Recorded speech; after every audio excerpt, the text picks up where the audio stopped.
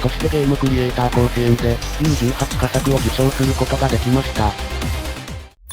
皆さんこんにちは、ただの AC 好きです。今回はこの自作メカアクションゲーム EX アームの制作開始から配布、そして現在までの開発の軌跡を振り返る動画になっています。最初はシンプルな機体と最低限のシステムしかありませんでしたが、ここから武器、アクション、UI、ステージなど、多くの要素を追加しながら、ゲームとして形になっていきました。新要素の紹介もありますので、ぜひ最後までご覧ください。それでは、EX アームの進化の軌跡を見ていきましょう。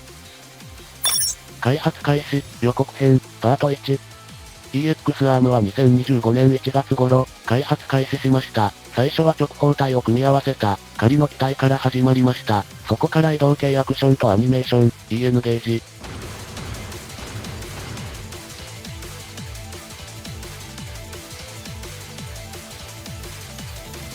アサルトライフルとミサイル。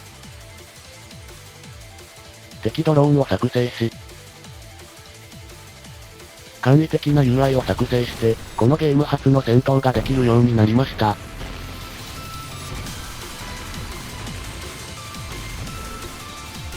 そして初のオリジナル機体をモデリングしました。デザインを考えるのが大変でした。色をつけました。立体感を出すためマテリアルノードにも挑戦しました。黒い線の部分をマテリアルノードで表現しました。ミサイル、シールドも作成し、ユニティでこれらを使えるようにしました。ブレード、シールド、ブースターなどのエフェクトや、アニメーションなどにこだわっています。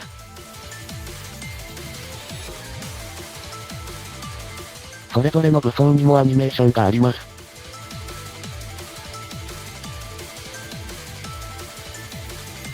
コード系、レーダーの UI も追加し、仮のステージとしてアセットの地形も配置しました。ここまでが予告編の4月25日までに作成していたものです。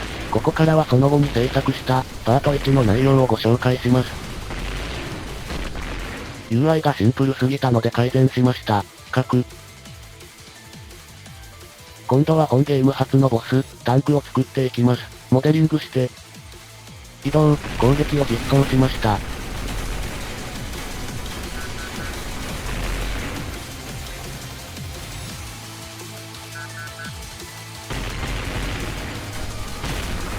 スタン、リペア。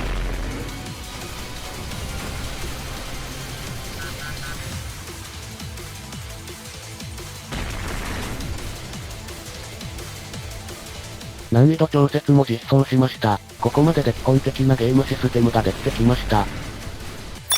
新機体フレーム実装など、パート2。簡易的なメニュー画面を実装しました。この時はミッション選択と設定のみで、ミッションはタンク戦とドローン戦、設定は SE、BGM の音量設定がありました。ウェザリングを実装しました。ウェザリングはエディター上では量を調節することができます。ゲーム内でのウェザリングの調整機能は、これから実装していく予定です。また、これに伴ってマテリアル、色や質感を設定するものが、色ごとに分かれていたものをまとめたため、おそらく動作が軽くなりました。新機体、現在のアーム2をモデリングして、コアの変形を作って、ウェザリング用の画像と一緒にユニテにインポート、エフェクトの設定をし、機動力を調整して新機体フレームができました。新武器実装など、パート3。新武器を2種実装しました。腕武器として、ブレードガンを実装しました。モード1チャージなしで実体験4連撃。モード1チャージでレーザー波を出しての3連撃。モード2でレーザーマシンガンの3つの攻撃を使用することができます。さらに両腕に装備し同時に使用すると、近接攻撃のモーションが変化し、火力が上がります。また片武器として、スナイパーキャノンを実装しました。チャージなしで10連ミサイル。1段階チャージでレーザーキャノン、1段階チャージが完了すると方針が伸びます。フルチャージで高威力レーザーキャノンです。フルチャージが完了すると方針と冷却機構が展開します。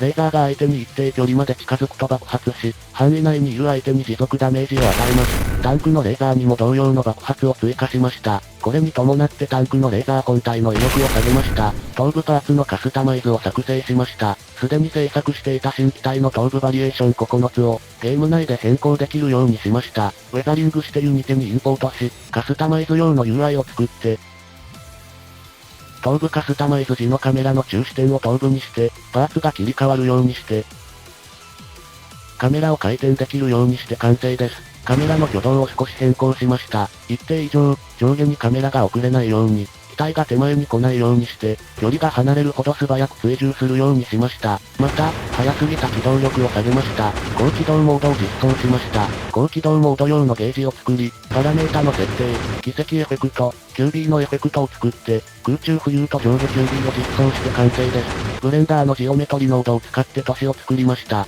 レートレーシングに対応したゲーミングパソコンを購入したため、レートレーシングに対応しました。都市ステージでレートレーシングなし、あり比較。これからドローン戦はこのステージになりました。レートレーシングを使いつつ設定を高めにしても、安定して 60fps 以上出るようになりました。敵を撃破した際、敵に撃破された際に、スローになる演出を作りました。比較してもかなり良くなったと思います。今までロックしていない敵の位置が、レーダーのみでしか確認できず見づらかったため、画面内に映っている敵の位置に、カーソルが表示されるようになりました。タンクにボスゲージも作りました。アセンブルなど、パート4。パート4の内容についてはこの動画では詳しく紹介しません。アセンブル機能の追加や、配布、ゲームクリエイター甲子園出場など紹介しているので、まだ見ていないという方は、この機会に改めてチェックしてみてください。動画のリンクは概要欄に貼っておきます。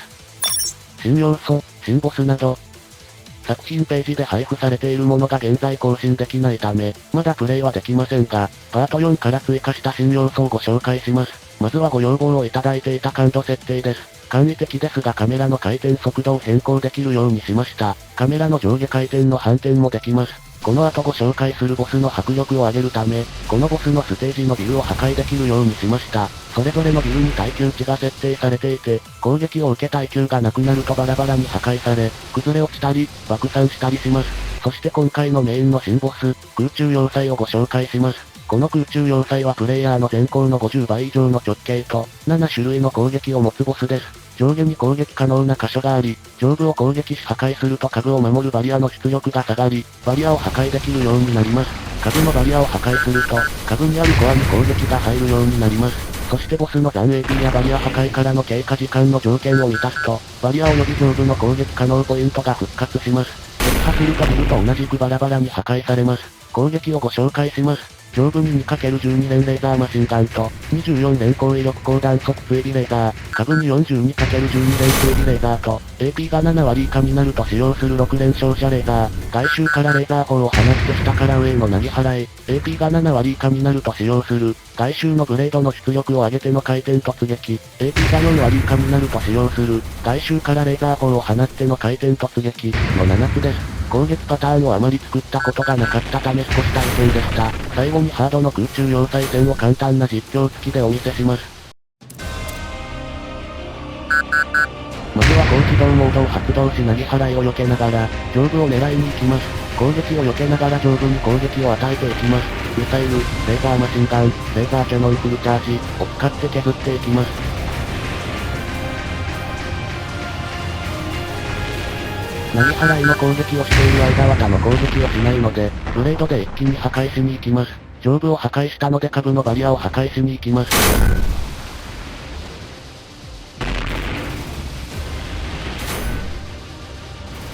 破壊しました。バリアは破壊後は一定の時間内にスタンさせないと、バリア及び上部が復活してしまうので、ブレードとフリーザキャノンで一気にスタンさせに行きます。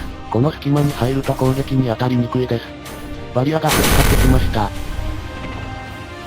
回転攻撃をしてきたので離れます。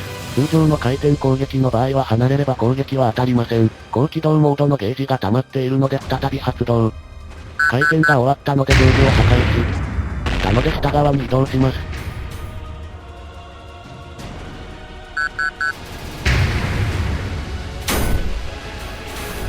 照射レーザーは真下に一度当たりません。投げ払いを避けようとしましたが当たりました。バリアを破壊したのでブレードで攻撃。敵の AP が4割を切ったのでバリアが復活しました。再び上部を破壊します。投げ払いのレーザーが残っている間に回転突撃に移行され、大ダメージを食らってしまったのでリペアをしよう。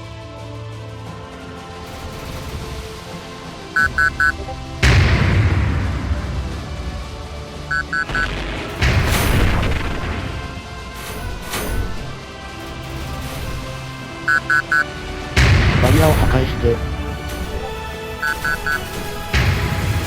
ブレードとミサイルでスタンさせ、ブレードで撃破です。難易度やスコアの計算は調整中です。エンディング。今回の動画は以上です。初期の仮機体から始まり、新ボスの実装まで、EX アームは着実に進化を続けています。そしてゲームクリエイター甲子園で、U18 佳作を受賞することができました。ここまで制作を続けてこられたのも、いつも応援してくださっている皆さんのおかげです。新ボスについても、できるだけ早く皆さんに遊んでいただけるよう、引き続き調整を進めていきます。開発のモチベーションになりますので、チャンネル登録や高評価、コメントなどお願いします。特にご意見ご感想をコメントいただけると、とてもありがたいです。ご視聴ありがとうございました。